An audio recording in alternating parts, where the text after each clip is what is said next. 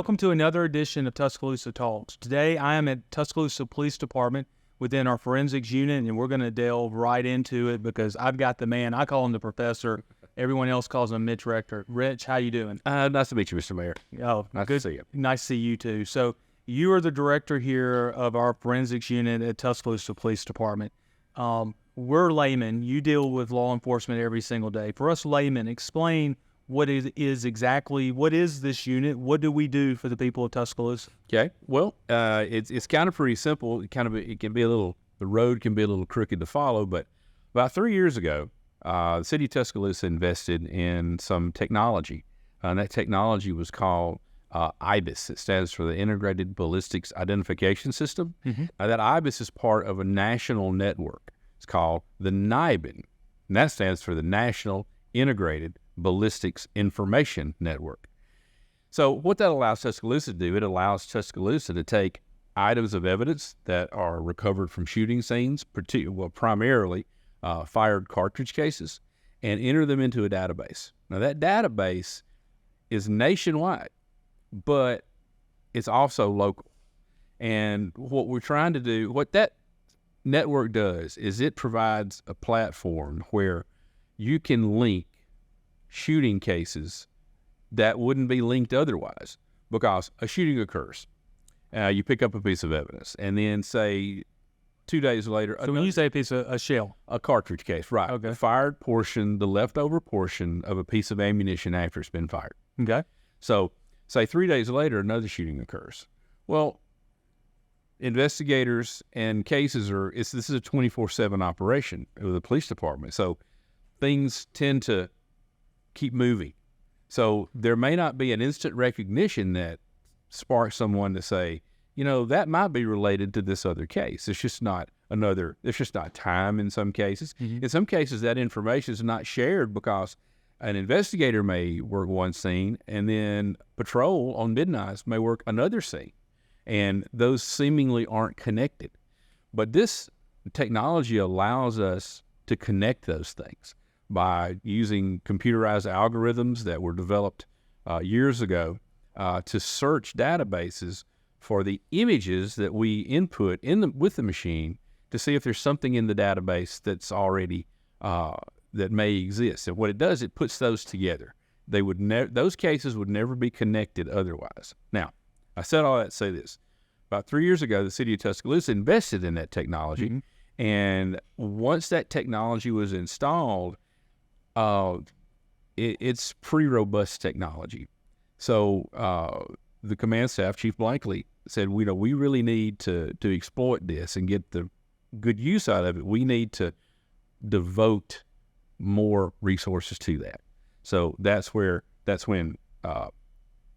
Investigator Coffey was brought in to devote his time to the NIBIN system or network, and then I came in to establish a more, how do I say this? I guess a more firm foundation for an overall firearms or forensic firearms unit, and we've grown from there.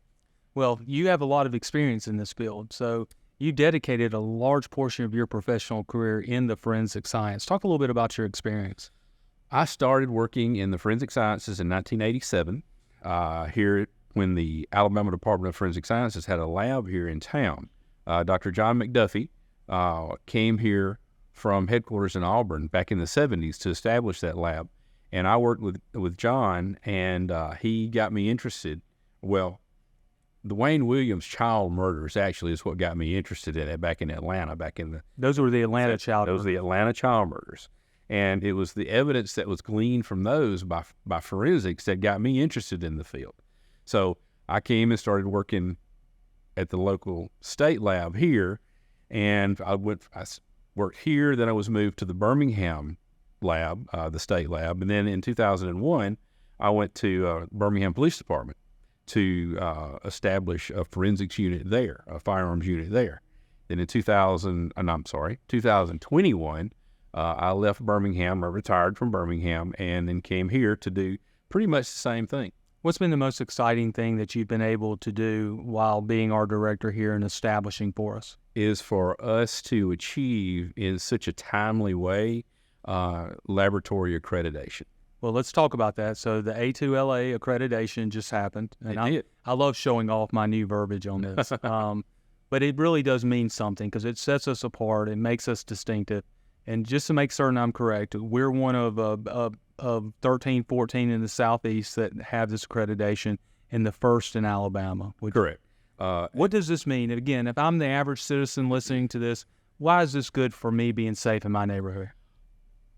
Because it gives you the assurance that when this division processes that firearms or fingerprint evidence that was collected at a crime in your neighborhood, it gives you the assurance that we meet every international standard there is to ensure that we have properly handled it, we've properly examined it, and the results that we give you have been properly reviewed.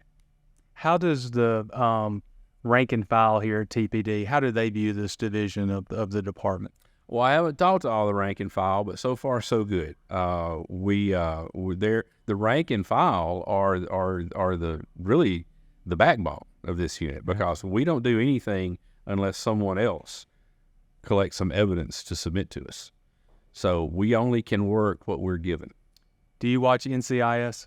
I've watched it occasionally. Are you able to watch it and not go, "Hey, Tammy, that's not true. That can't happen"? I actually, well, to be quite honest with you, I think the truth about those shows is all the CSIs and NCIS is there's a kernel of truth in everything they do, and the biggest takeaway is that I would say you can't do it that fast. Yeah, you can't do it that fast, but they're only given an hour. Sometimes it takes us an hour to work a case.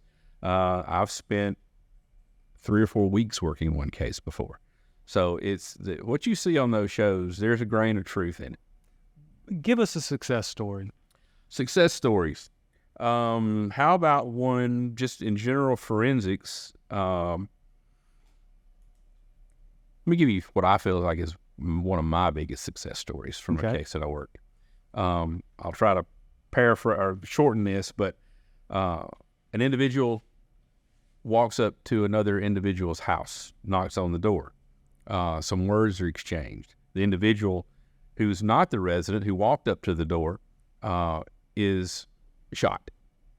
At examination after the shooting, it's discovered that they have 2 bullets inside of their head. Now, the occupant of the house says, "I was shooting in self-defense and I shot one time." The conjecture was that not really. He has 2 bullets, 2 entrance wounds. You shot twice. You shot once and then they fell and you walked and shot again, making it much more, adds a little more to the story. It also almost paints a picture of an execution. Well, looking at the firearm, looking at the evidence, looking at the documentation that the medical examiner's office provided, we were able to determine that the resident of the house was in fact telling the truth. He shot one time.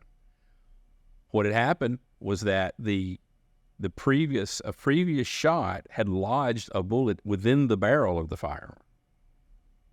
So the second shot dislodged the first bullet, which forced it into the head, and then the second bullet also went into the head, giving the appearance of 2 shots. But it was through a very particular examination that we were able to look at that and say, no, this is what happened.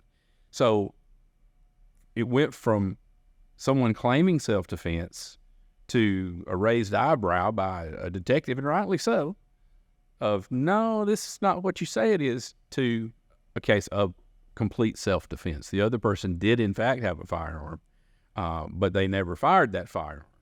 So that's what forensics can do. And in that case, and in more than one case, it exonerated, if we can use that word, an individual. Well, our police chief and I believe in him, and he believes in technology, and I agree with him. It's a great opportunity for us to leverage resources that can help us keep our community safe. Right. He believes in this unit, certainly, as you know. And so what is the future of this unit? What should the city continue to invest in so we keep you at our standard of excellence, which is keeping our community safe? Well, it's technology. Technology and, What type of technology for a unit like this? technology for a unit like this is we have something that we've been testing. It's a separate database than what we already have, but it's a different database than we already have. And what it would allow us to do is to triage cases that we get in, because it's very common that we get a case with 20, 30, 40 fired cartridge cases. Now, we treat all of them the same. Some shootings are just someone perhaps in a parking lot shooting up in the air, to someone shooting in someone's house, to someone actually being murdered. But we treat them all the same. And in order to do that with some modicum of efficiency, we think employing some technology here that would allow us to triage that is one of the things we're looking at. We've done a few tests with it, and what we were able to do in 20 minutes with that piece of technology would have taken 2 or 3 hours on the conventional microscope, which is sort of in the background over here. That, and I think that the future in Tuscaloosa could stand a changing the footprint or enlarging the footprint, both figuratively and literally, of the forensics division by increasing the staff and increasing the space that we have here. Putting technology in place, you have to have a space for it. Yeah. And we want to give the examiners everything they need in order that they may work efficiently. Because one of the biggest shows on television in the last few years has been the first 48, where they emphasize that the first 48 hours of an investigation are sometimes the most important. So the faster that we can turn evidence around and give the results back to the investigators, the more useful it may be. Well, I know during my time as mayor, when I was first elected, we relied on the state for basically all forensics. Unfortunately, that dynamic, because of probably inadequate funding, is not what it could be or should be. What I'm very proud of is to see the Tuscaloosa Police Department and the city of Tuscaloosa to step up and fill that void. And certainly none of us can predict the future, but I think the record that you and your team, which is doing an outstanding job, I think you're building for a much bigger future. And we realize that technology can be the great equalizer when it comes to fighting crime in Tuscaloosa. We see it upstairs in the cyber unit. We see it right here. And it supports what our brave men and women do every single day out there for the people of Tuscaloosa. And what we want to provide those services that I mentioned when we first started talking, when forensics first came to Tuscaloosa in the form of the state putting a lab here. It's those examinations or those techniques that allow some immediate feedback for the investigators. The things like DNA and toxicology and drug chemistry, that's really beyond the scope of a municipality the size of us. It's so instrumentation intensive, and the requirements are the state can do a better job. So we want to focus on those things that we can do cost effectively and get that information back to the investigators. Well, Director, you've earned this accreditation, which puts us ahead of our peers in our state, puts us top in class, best in class in the Southeast. You and your team do one hell of a good job. There's no doubt about it. And I'm so proud of you. Your city's proud of you. Well, the thing that I told Chief Blankley was when I came here, I wanted to act as a facilitator and not be the one to say, that this is because of me. It's because of the other people that work in here. Because I was talking to one of them today, and I said, of all, I've thought about it a lot, and of all the people in this newly created division who had to make the least amount of adaptation to what we're doing here, it's me.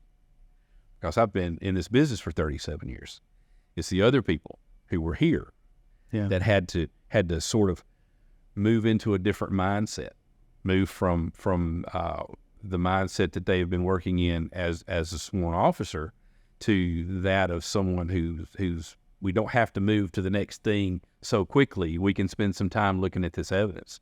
So the credit goes to them to be able to the willingness and to adapt to something new when they didn't have to. Yeah. And that's what helped us achieve what we've achieved so far and the accreditation that we have.